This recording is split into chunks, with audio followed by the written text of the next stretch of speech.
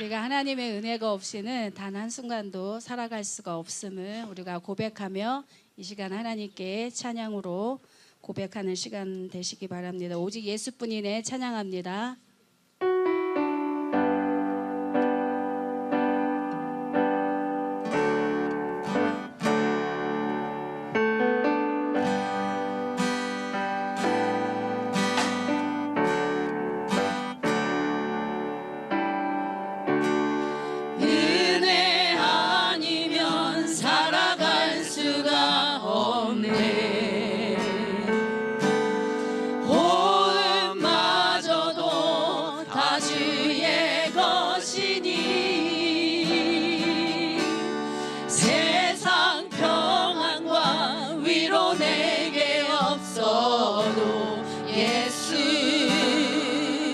오직 예수뿐이네. 다시 한번 고백합니다.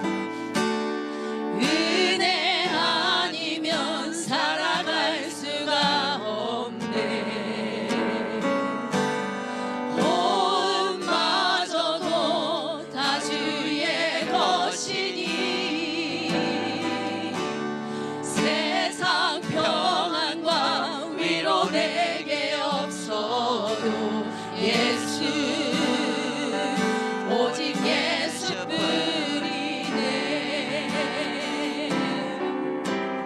그 십계회 다 볼 순 없고 작은 고난에 지쳐도 주께 묶인 나의 모든 삶 버티고 견디게 하시네.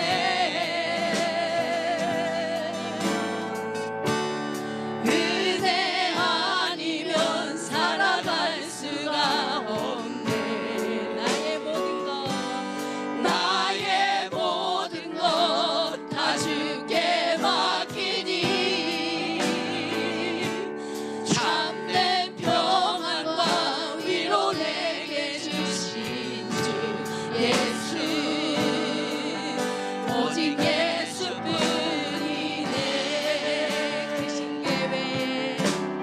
그 신계획 다 볼 순 없고 작은 고난에 지쳐도 주께 부르니 나의 모든 삶 버티고 견디게 하시네. 은혜 아니면 살아갈 수가 없네. 나의 모든 것 다 주께 맡기니 참된 평안과 위로 내게 주신 주 예수 오직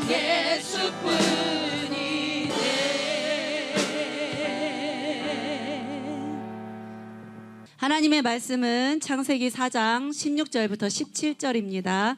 제가 봉독해 올리겠습니다. 가인이 여호와 앞을 떠나서 에덴 동쪽 놋 땅에 거주하더니 아내와 동침함에 그가 임신하여 에녹을 낳은지라. 가인이 성을 쌓고 그의 아들의 이름으로 성을 이름하여 에녹이라 하니라. 아멘. 오늘은 창세기 히브리적 사고 강의 8번째 시간 가인의 길에 대하여 말씀을 전하도록 하겠습니다. 이 설교 말씀을 준비하면서 이 가인의 모습이 제 안에서 참 많이 발견이 되었어요. 그래서 여기 말씀을 듣는 모든 분들도 여러분의 모습 중에서 이 가인의 모습들이 발견될 수 있기를 바랍니다. 가인의 문제는 하나님이 받으실 만한 예배를 가인이 드리지 못했다는 거예요. 하나님은 가인과 가인의 제물을 받지 않으십니다. 근데 그것은 제물의 문제가 아니었어요. 가인의 중심의 문제였던 거죠. 가인은 하나님이 가인의 중심을 받을 만한 예배를 드리지 못했던 거예요. 왜냐하면 하나님께서 햇빛도 주시고 비도 주시면서 이 곡식을 자라나게 했지만 가인은 내가 애써서 내가 힘써서 곡식을 기르고 수확해서 하나님께 드린다고 하면서 자신의 공로를 내세웠기 때문입니다. 그리고 내가 이렇게 드리니까 이만하면 됐죠? 라는 마음으로 하나님께 드렸어요. 감사함보다는 정말 이렇게 드리는 게 얼마나 힘들었는지 하나님 이번만 드려도 되죠? 라는 인색한 마음으로 하나님께 드렸습니다. 왜냐하면 이 가인은 히브리어로 카나란 이름의 뜻으로 얻다, 획득하다는 이름 뜻이 있어요. 즉 가인은 욕심이 많은 사람이었기 때문입니다. 만약 여러분들이 하나님이라면 이렇게 대충 하면서 하나님 내가 있어서 지금 드리고 있어요. 이만하면 됐죠? 이번 한 번만 드리고 말 거니까 받아주세요라고 한다면 여러분들 이 재물을 받아줄 수가 있을까요? 네, 없죠. 그래서 하나님은 가인을 깨닫게 하기 위해서 가인과 가인의 재물을 받질 않으십니다. 이건 지금 하나님의 생각이에요. 그런데 가인은 어떻게 생각하냐면 내가 애써서 힘써서 이렇게 드렸는데 어떻게 내 재물을 안 받아줘? 라는 자기 중심적인 생각이 있기 때문에 하나님이 재물을 받지 않은 것에 대해서 분해서 안색이 변합니다. 그때 하나님은 가인에게 가인아 네가 왜 분해서 안색이 변하냐? 선을 행하지 않는 것이 죄라고 하십니다. 하나님이 생각하시는 선은 너는 감사함으로 예배를 드려야 돼. 그리고 네가 지금 네 중심이 별로잖아. 너는 회개해야 돼 라고 하지만 가인은 하나님의 이 말씀 하나님의 뜻을 따르지 아니하고 아벨을 죽입니다. 우리 막 열받으면 그 사람이 계속 머릿속에서 떠나지 않아요? 아니면 다른 생각이 들어요? 그 사람은 계속 머릿속에 떠나지가 않잖아요. 열받으면 그 사람 때문에. 가인도 마찬가지였던 거예요. 어떻게 아벨 네 것만 받냐고 생각이 들면서 아벨에게 초점이 맞춰지니까 이런 생각이 드는 거죠. 아벨을 죽이면 하나님께서 어쩔 수 없이 내 제사를 받아줄 수밖에 없을 거야 라고 하면서 아벨을 죽인 겁니다. 그런데 이것은 수원 밑에 오산이었어요. 하나님이 아담과 하와를 통해서 세 번째 아들 셋을 낳게 하시고 그 셋째 아들을 아벨을 대신하게 하기 때문에 그래요. 우리가 이걸 딱 보면서 가인 왜 이렇게 어리석냐, 그리고 왜 이렇게 나쁘냐, 아니 안 받았다가 어떻게 동생을 죽이냐 이런 생각이 들겠지만 뭐 가인이 별거 있나요? 내가 내 인생이 내 것이라고 하면서 내 맘대로 내 뜻대로 살려고 하는데 하나님께서 그 맘대로 뜻대로 못 살게 할 때 나도 모르게 속상하고 힘들고 분하고 원망 불평이 나온다면 이 내 모습이 가인의 모습인 거죠. 인생의 주인이 하나님이시기 때문에 하나님께서 이 모든 것을 다 어련히 하시는데 우리가 이것을 믿지 못한다면 그 인생의 주인이 내가 되면서 내가 가인이 되는 것입니다. 가인이 아벨을 죽이자 하나님은 가인에게 물어봐요. 분명히 죽였는데 가인아 네 동생 아벨이 어디 있냐? 하나님 지금 몰라서 물어요? 아니면 회개시키기 위해서 물어요? 그렇죠. 회개시키기 위해서 물어보는데 가인은 하나님이 이렇게 자기한테 물어볼 때 시치미를 떼요. 뭐라고 시치미를 떼냐면 하나님 제가 무슨 내 동생을 지키는 자냐고 죽였는데. 근데 하나님이 이렇게 사람들이 죄를 지었을 때 회개의 기회를 주시기 위해서 물어보세요. 아담과 하와에게도 그랬어요. 아담과 하와가 선악과를 먹었을 때 하나님은 다 아시는데 아담아 너 어디 있냐 하고 물어보시는 거죠. 그러니까 아담이 하나님 제가 지금 두려워서 숨었어요. 그러면서 하나와 하나님 핑계를 대요. 하나님이 만들어주신 여자 때문에 내가 선악과를 먹었다고 하는 거죠. 가인과 마찬가지로 아담도 모든 것을 알고 계시는 전지전능하신 하나님을 인식하지 못했기 때문에 그들은 회개의 기회를 놓치게 됩니다. 하나님은 아셨기 때문에 이렇게 말씀하세요. 가인이 시침을 뗐음에도 불구하고 가인아 아벨의 핏소리가 땅에서 들린다. 너는 이제 너가 일궈야 될 그 땅은 이제 효력을 잃게 될 것이다. 그래서 너는 그 땅에서 많은 곡식을 얻을 수가 없을 거야. 이렇게 막 벌을 주시는 거죠. 그러면서 너는 이 땅에서 유리한 자가 될 거다. 제 생각에는 이때만이라도 가인이 하나님 제가 너무 열받아서 죽였어요. 죄송해요 라고 하면 될 것 같은데 가인은 그렇지를 않고 벌이 크다는 것만 말하는 거죠. 하나님 벌이 너무 중요해요. 그래서 저를 만나는 사람들이 저를 죽일 것 같아요 라고 하니까 우리 선하신 하나님은 가인아 걱정하지 마. 내가 너를 보호해 줄게. 너를 해치는 자는 내가 벌을 7배나 줄게 라고 하는 거죠. 우리 히브리적 사고와 문화를 여러분들이 들어서 아실 텐데 7의 뜻은 완전하다, 선하다, 아름답다는 뜻을 가지고 있죠. 그러니까 하나님이 가인아 너를 해치는 자에게 내가 벌을 7배나 준다는 것은 내가 너를 완전하게 보호하신다라는 뜻을 가지고 있어요. 천지주제이신 하나님께서 나를 보호해 주신다는데 이거 믿을만해요? 안 믿을만해요? 믿을만하죠. 그런데 가인은 자기 중심적인 생각이 너무 강해서 창세기 4장 16절 말씀처럼 여호와 앞을 떠나서 에덴 동쪽 놋 땅에 거주하게 됩니다. 이 떠나다라는 의미가 달아나다, 피하다라는 의미를 가지고 있어요. 그러니까 가인은 하나님과 의도적으로 멀어지고 싶은 마음이 있었던 거예요. 그래서 하나님과 멀어지기 위해 에덴 동쪽으로 갑니다. 원래 성막의 문이 동쪽에 있기 때문에 에덴 동쪽으로 갔다는 것은 하나님과 점점 멀어지는 쪽을 선택을 했다는 거예요. 너무 재밌는 것은 가인이 분명 가인에게 하나님께서 너는 유리하는 자가 될 거라 했잖아요. 그 유리하다가 히브리어로 누드인데 이 누드에서 파생된 단어가 방랑자라는 노드예요. 그리고 지금 가인이 있는 땅이 노 땅인데 그게 히브리어로 노드인데 점 하나만 찍으면 방랑자라는 노드와 같아요. 그러니까 가인은 지금 하나님을 떠나서 열심히 자기가 그 노 땅에 있는데 하나님이 보실 때는 뛰어야 벼룩이에요. 너는 지금 거기서 정착하고 산다고 생각을 하지만 너는 지금 내가 있으라는 곳에 있는 거야. 너는 지금 영적인 방랑자로 지금 노 땅에 있는 거야 라고 하는 것이죠. 그런 줄도 모르고 가인은 노 땅에서 사람들을 모으고 아들의 이름을 따서 그 성을 에녹이라고 짓습니다. 지금까지 하나님은 가인의 마음을 돌리시기 위해서 참 많이 애써셨어요. 그런데 이제 계속 가인이 하나님 이렇게라 해도 불순종하고 또 불순종하고 불순종하니까 이제 하나님이 가인을 내버려 두세요. 에녹 성을 쌓든 말든 이름을 에녹 성이라고 이름 짓든 말든 이렇게 하는 거죠. 근데 가인은 나는 하나님을 믿지 못해. 근데 내가 사람들이 나를 해칠까 봐 두려워. 어떻게 하면 좋지? 그렇게 자신의 고심하고 또 고심하다가 성을 쌓으면 되겠구나라고 생각을 하는 거죠. 가인은 자신의 힘을 의지를 하는 거예요. 그런데 이게 정말 우리 인간적인 생각으로 봤을 때는 되게 이성적이고 합리적이잖아요. 그런데 이 가인의 후손들이 무엇으로 심판을 받냐면 홍수로 심판을 받아요. 여러분 홍수 심판 때 이 성이 필요가 있어요? 지금 산도 높은 산도 다 잠길 지경인데 이 성이 무슨 소용이 있겠어요. 그러니까 참 하나님을 떠나서 내가 내 자신을 보호한다고 하지만 참 이게 다 헛수고구나. 우리가 이것을 알 수가 있습니다. 그렇다면 한 가지 질문을 드려볼게요. 이 세세계보 사람들과 가인의 후손들의 사람들의 차이점이 무엇인 것 같아요? 여기엔 나와 있지 않지만 세세계보 사람들에는 나이가 적혀 있습니다. 그 사람이 몇 살에 자녀를 낳고 몇 년을 살다가 몇 살에 죽었다라는 것이요. 왜냐하면 이 나이의 숫자에 하나님이 메시지를 담아 놓으셨기 때문에 그래요. 하나님은 세세계보 사람들은 그들이 어떻게 살았는지를 적어놓고 싶으셨어요. 왜냐하면 그들의 삶은 하나님이 보실 때 의미 있는 삶을 살았으니까. 그런데 가인의 후손 사람들은 하나님이 볼 때 의미 있는 삶을 살지를 못했기 때문에 굳이 내가 너희들이 뭐 몇 살에 살고 몇 년을 살다가 죽었는 거를 쓸 필요가 없다라는 거죠. 하나님은 가인의 후손 너희들의 삶은 난 관심 하나 없어. 너희들은 나와 전혀 무관해라고 하시면서 그들의 나이를 성경에 쓰질 않았습니다.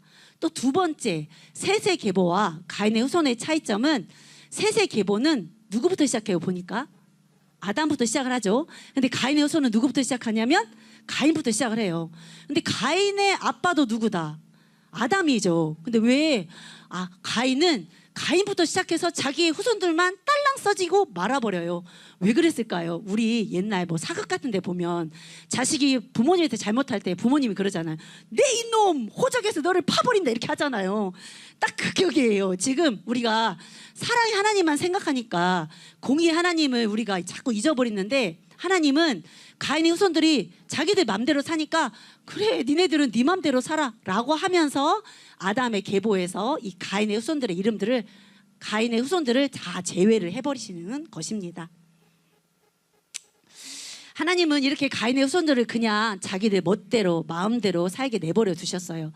그런데 문제가 발생을 하는데 창세기 6장 2절 말씀처럼 하나님의 아들들 즉 세세계보 사람들이 사람의 딸들 즉 가인의 후손의 사람들의 아름다움을 보고 결혼을 하는 거예요.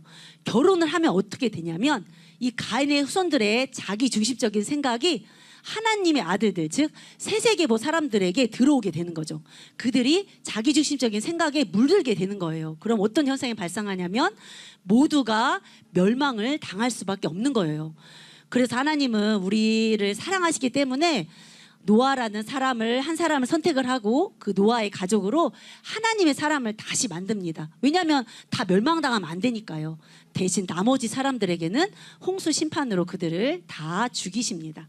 우리가 여기까지 보면 야, 가인의 후손들이 얼마나 악했으면 하나님께서 노아 가족만 빼고 이게 홍수 심판을 하셨을까라고 생각이 되잖아요. 하나님이 떠났으니까 당연해 라고 생각하겠지만 너무 놀라운 것은 가인의 후손의 사람들이 하나님께 제사, 즉 예배를 드렸다는 거죠. 저기 보면 가인의 아들이 에녹이고 에녹의 아들이 이라시고 이랏의 아들이 무흐야일인데 무흐야일의 뜻이 제사장이고 무드사엘의 뜻이 하나님의 사람이에요. 그러니까 우리가 가인의 후손의 사람들의 이름을 보니까 이들이 하나님께 제사를 드렸다는 것을 알 수가 있어요. 그런데 중요한 것은 하나님이 이 제사를 받지를 않았다는 거죠. 정말 근데 아이러니하게도 가인의 후손의 사람들은 하나님께서 이 제사를 받았다라고 생각을 했다는 거죠. 오늘날로 표현을 하자면 이래요. 교회를 다녀요. 예배도 드리고 헌금도 하고 뭐 집사, 장로 뭐 이렇게 다 직분도 있어요. 새벽기도도 심지어 나와요. 그런데 딱 한 가지 안 하는 게 있어요. 그게 뭐냐면 자신의 마음에 하나님이 없이 누가 있냐면 자기가 있는 거죠. 그래서 모든 것을 다 자기 힘으로 해요. 기도도 자기 힘으로 하는 거예요. 열심히 하나님 아버지 판단해 주시옵소서, 결정해 주시옵소서 하는데 하나님이 주인이 아니니까 결정을 들을 수가 있다 없다? 없어요. 그러니까 기도는 하는데 결정은 자기가 하는 거죠. 그리고 하나님께서 말씀을 모두 다 지켜 행하라 했는데 딱 자기가 보니까 이 말씀은 너무 어려워. 이 말씀 제껴. 이 말씀 할 만하네?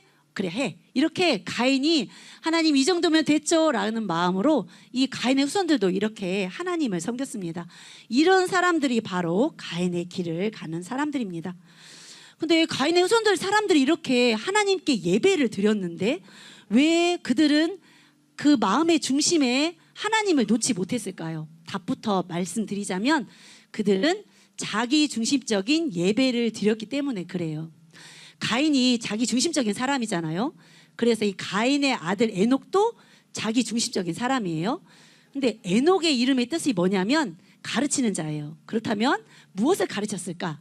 육신적으로 하나님 섬기는 법을 가르치고 또 세상을 잘 살아가는 법을 가르쳤겠죠. 예로 이런 거예요.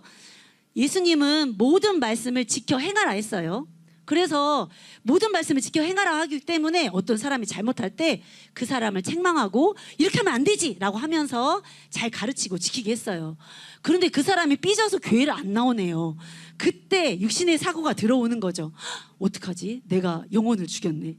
그래서 그 다음부터는 이 사람이 잘못해도 그들을 책망하지를 못하고 삐질까 봐 못하는 거죠. 이런 게 바로 육신적인 사고로 가르치는 거예요. 또 예수님은 내가 먼저 제자가 되고 제자를 삼으라고 했는데 그 어느 세월에 그 제자를 삼아요. 그래서 밥 사주고 차 사주고 마음 사줘서 막 이 사람을 교회로 데리고 와서 막 교회를 부흥을 시키는 거죠. 이런 사람의 계명과 교훈으로 가르치게 되는 것을 바로 자기 중심적인 예배라고 해요. 자기 중심적 예배는 육신적인 사고, 사람의 계명과 교훈으로 예배를 드리는 것을 말합니다. 이렇게 사람의 계명과 교훈으로 자꾸 예배를 드리니까 어떻게 되냐면 마태복음 15장 8절 말씀처럼 사람들이 입술로는 하나님을 공경하는데 마음은 멀어지게 되고 그리고 나를 헛되이 경배한다. 즉 하나님께 예배를 드리긴 드리지만 하나님이 받지 않으시는 예배를 드리게 됩니다. 이들은 자꾸 사람의 계명과 교훈으로 예배를 하다 보니까 하나님이 보실 때는 방랑자의 삶, 하나님과 무관한 삶을 살아가게 되는 것입니다. 그래서 유다서에는 이런 가인의 길을 가는 사람들을 거짓 교사라고 합니다. 거짓 교사란 육신적인 사고로 사람의 계명과 교훈으로 가르치는 사람을 거짓 교사라고 해요. 근데 유다서 1장 11절 말씀을 자세히 보면 이 거짓 교사들의 모습들이 있어요. 먼저는 몰려갔다라고 쓰여 있어요. 여러분 때로 몰려가요? 아니면 한 사람이에요? 때로 몰려가죠. 그렇기 때문에 우리는 거짓 교사들이 상당히 많구나라는 걸 알 수 있어요. 또 거짓 교사들의 모습은 발람의 어그러진 길로 간대요. 발람은 누구냐면 모압 왕 발락이 재물과 권력으로 그를 막 유혹을 하자 그 유혹에 빠져서 이스라엘 백성들로 하여금 우상 숭배를 하게 만든 사람이에요. 또 고라는 아론의 제사장 그 지위가 너무 좋아 보여서 그 권력이 너무 좋아 보여서 반역을 한 사람이 바로 고라입니다. 우리가 이걸 통해서 거짓 교사가 어떻게 하면 되겠구나라는 걸 알 수 있는데 재물과 권력에 욕심을 부리면 나도 거짓 교사가 될 수 있구나라는 걸 알 수 있어요. 거짓 교사들도 하나님의 생명의 말씀을 정말 가르치고 싶었을 거예요. 그런데 그들은 사람의 계명과 교훈으로밖에 가르칠 수가 없었어요. 왜 그럴까요? 그 답이 예레미야 2장 13절 말씀에 나와 있습니다. 그들이 생수의 근원이 되는 하나님을 버렸기 때문이고 그들이 스스로 웅덩이를 팠기 때문입니다. 하나님의 생명의 말씀의 웅덩이는 샘솟듯이 계속 솟아나온 웅덩이인데 그 하나님을 버리니까 샘솟듯이 솟아나오는 웅덩이가 되지 못하고 그 웅덩이가 어떤 웅덩이가 되냐면 터진 웅덩이가 되는 거죠. 그런데 말씀은 가르쳐야 되잖아요. 그러니까 자신이 스스로 웅덩이를 막 파요. 생명님께서 말씀을 깨달아지게 하지도 않는데 뭔가는 가르쳐야 되니까 자신의 생각으로 인본주의적으로 자꾸 가르치게 되는 거죠. 그래서 사람의 계명과 교훈으로 가르치게 되는 것입니다. 그런데 요한복음 7장 38절 말씀 보면 예수님은 뭐라고 하시냐면 나를 믿는 자는 생수의 강, 즉 말씀의 강이 계속 흘러나와야 한다고 합니다. 그러니까 내가 정말 하나님의 생수의 근원 되신 하나님을 내가 내 마음 안에 모시고 있다면 내 영혼 깊은 곳에서 하나님의 말씀이 계속 깨달아져야 되는 거죠. 그래서 그 깨달아진 말씀을 내가 삶에서 자꾸 실천을 하고 그 실천한 말씀을 가르쳐야 되는 거죠. 이런 사람이 바로 거짓 교사가 아니라 참 교사인 것입니다. 가인의 길을 가는 사람들은 이처럼 하나님께서 받지 않으시는 예배를 자꾸 드리다 보니까 자기도 모르게 자기 중심적인 생각, 육신의 생각으로 모든 것을 판단합니다.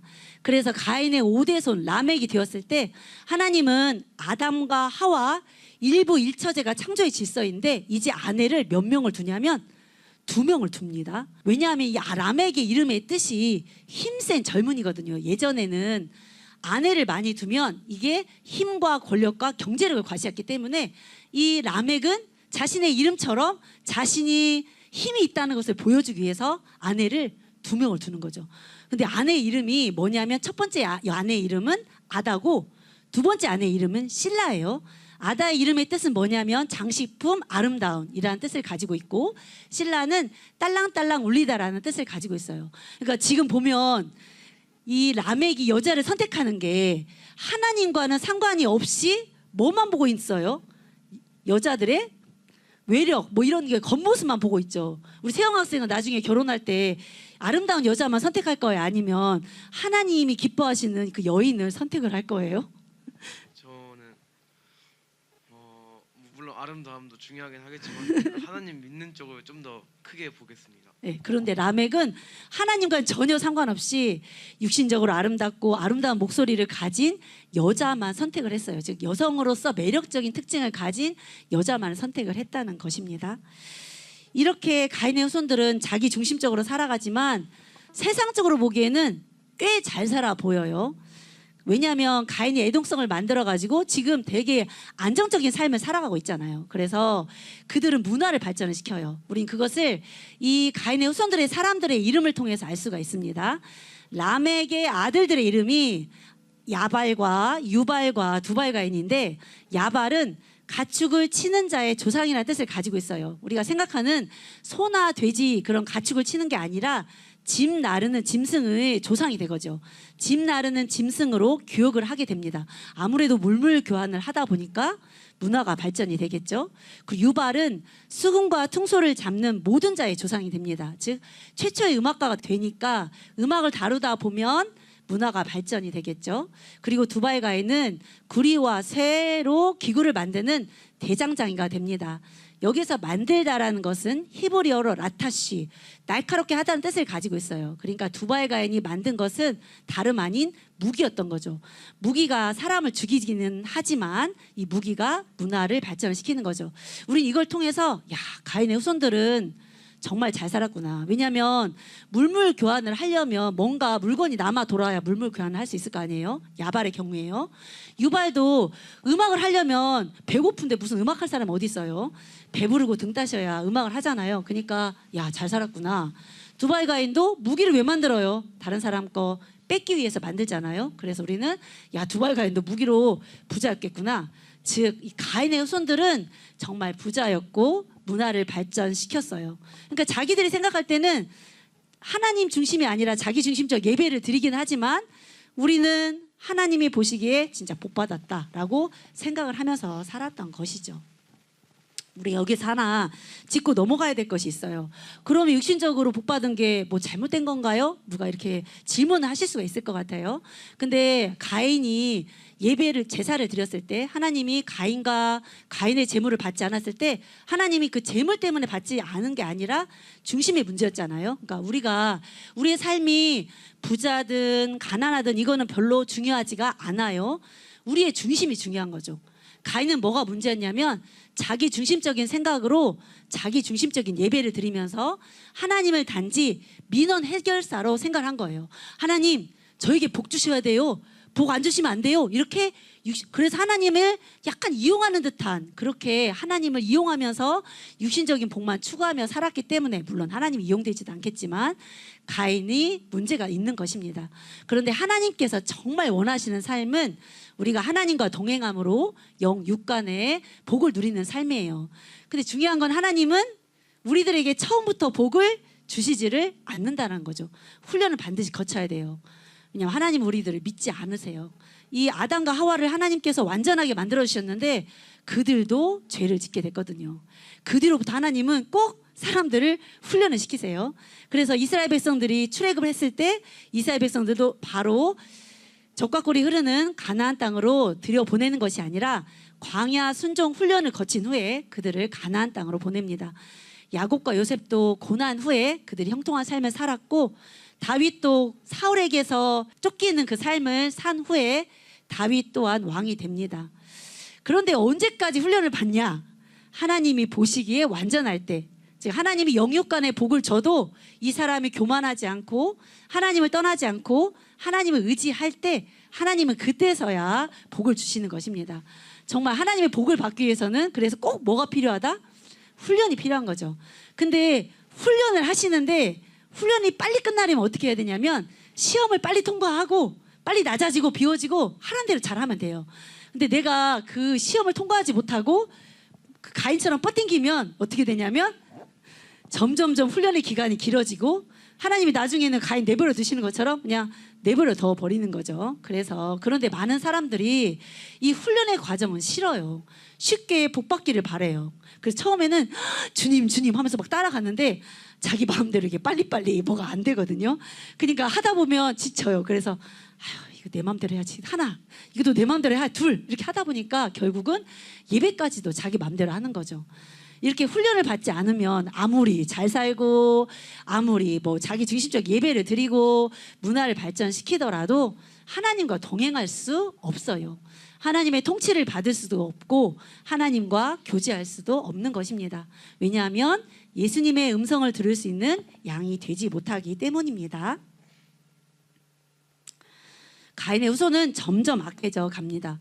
그래서 이 가인의 5대손 라멕 때 와서는 이제 그들이 다 사라지게 돼요. 왜 5대손밖에 못 됐는데 가인의 후손이 다 사라질까요? 바로 무슨 심판? 노아 홍수 심판 때문에 가인의 후손들이 다 죽기 때문에 그래요. 이 라멕은 우리가 봤을 때 정말 악한 사람 같아요. 왜냐하면 창세기 4장 23절 말씀 보면 자기가 상처를 받았기 때문에 자기가 사람을 죽였대요. 그리고 자기가 상함이 있기 때문에 소년까지 죽였다라고 하는 것이죠. 진짜 나쁜 사람처럼 보이죠. 아니 자기 감정이 상했다고 어떻게 사람을 죽여라고 생각이 들겠지만 우리가 자세히 보면 이 내 모습 중에 이 라멕과 같은 모습이 있다는 거죠. 우리가 삶을 살다 보면 사람들에게 상처를 주기도 하고 상처를 받기도 하죠. 그런데 상처를 준 건 기억이 잘 돼요, 안 돼요? 잘 안 돼요. 상처 받은 것은 기억이 엄청 잘 되죠. 그리고 또 상처 받은 것은 또 쌓이고 쌓여요. 자꾸. 근데 한 사람이 자꾸 나에게 상처를 주면 쌓이다가 어떻게 되냐면 그 사람을 미워하게 돼요. 그 사람을 미워하면 우리들의 행동이 어머 뭐 어쩌지 이렇게 돼요. 아니면 툭툭거리고 막 이렇게 돼요.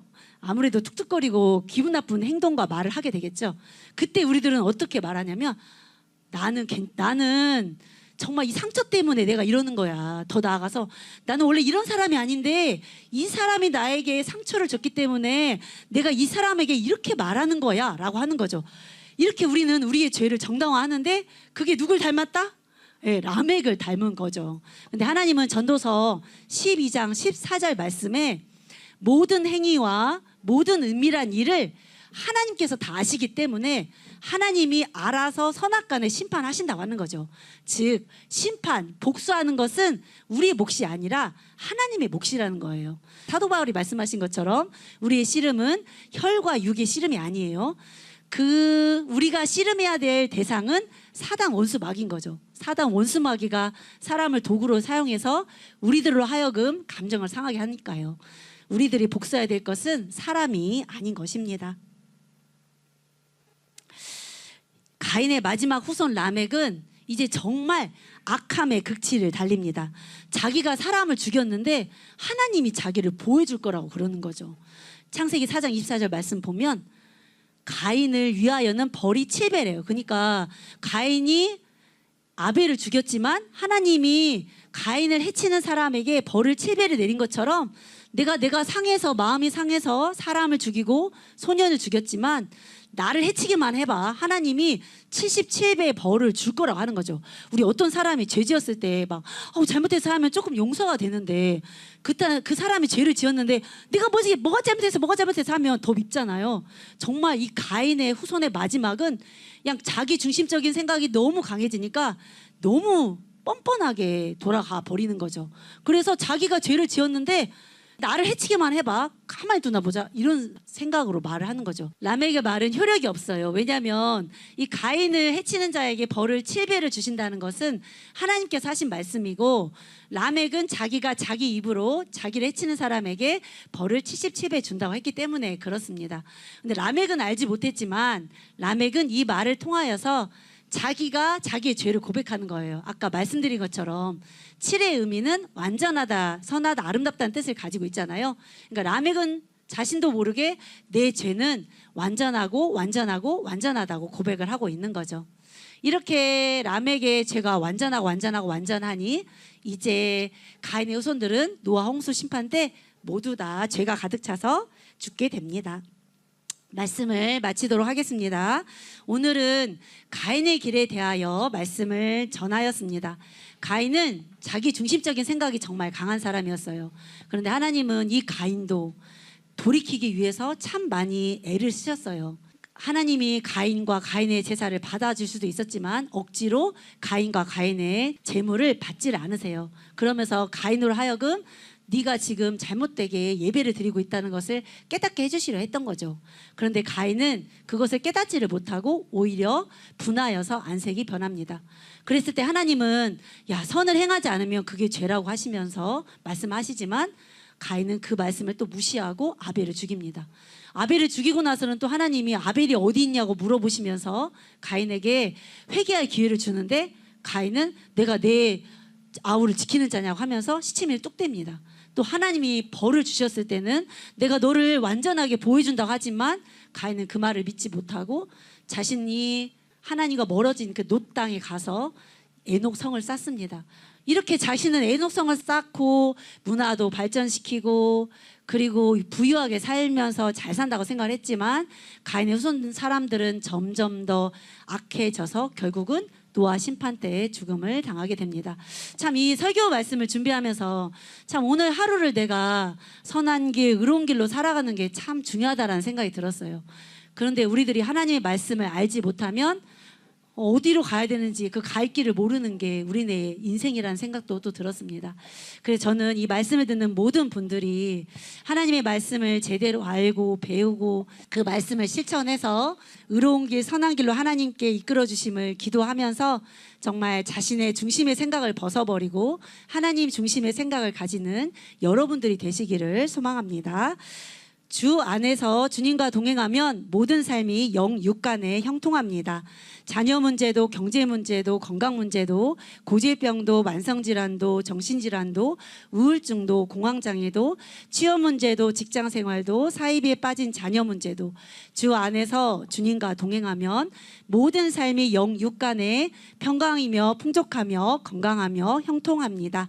다음은 히브리적 사고강의 9부 세세 계보에 대하여 말씀을 나누도록 하겠습니다.